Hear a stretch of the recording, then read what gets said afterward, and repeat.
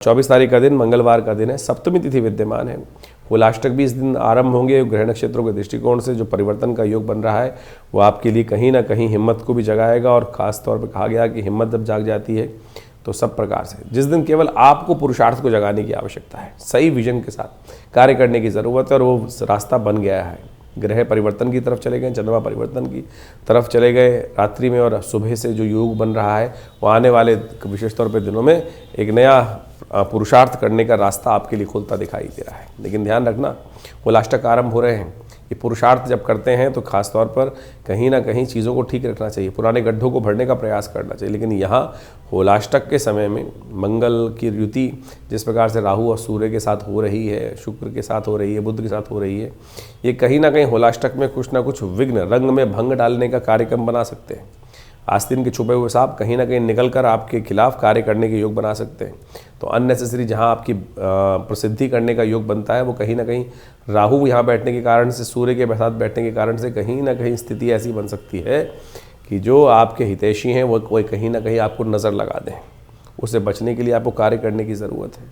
तो आपकी राशि के दृष्टिकोण से सबसे श्रेष्ठ ये रहेगा कि आप अपने घर के द्वार पर पंचपल्लव में विशेष तौर पर आम, बड़, पीपल, जामुन इत्यादि के पत्ते लेकर, और वो अपने घर के आगे बंधनवार अशोक के साथ में जोड़कर, अशोक पत्ता जो है इन 5 पल्लवों को, पत्तों को यूज़ कर कर उनके द्वारा बंधनवार, अपने 5-5 पत्तों के इनका ये जोड़ी बनाकर उनके द्वारा बंधनवार बनाकर अपने घर के मुख्य द्वार पर लगाइए।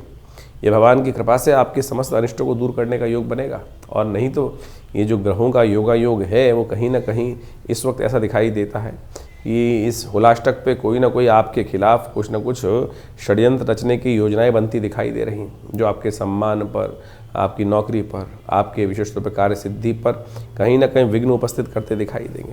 इस दिन अष्टमी क्षय हो रही है, तो ध्यान रखिएगा, ये अष्टमी क्षय के दिन होलाष्टक आरंभ हो रहे हैं। 6 तिथि कहीं ना कहीं आपकी राशि के दृष्टिकोण से कुछ ना कुछ षड्यंत्र आपके खिलाफ सुगबुगाहट करते दिखाई दे सकते हैं। हनुमान जी का पाठ करें, सुंदरकांड का पाठ करें।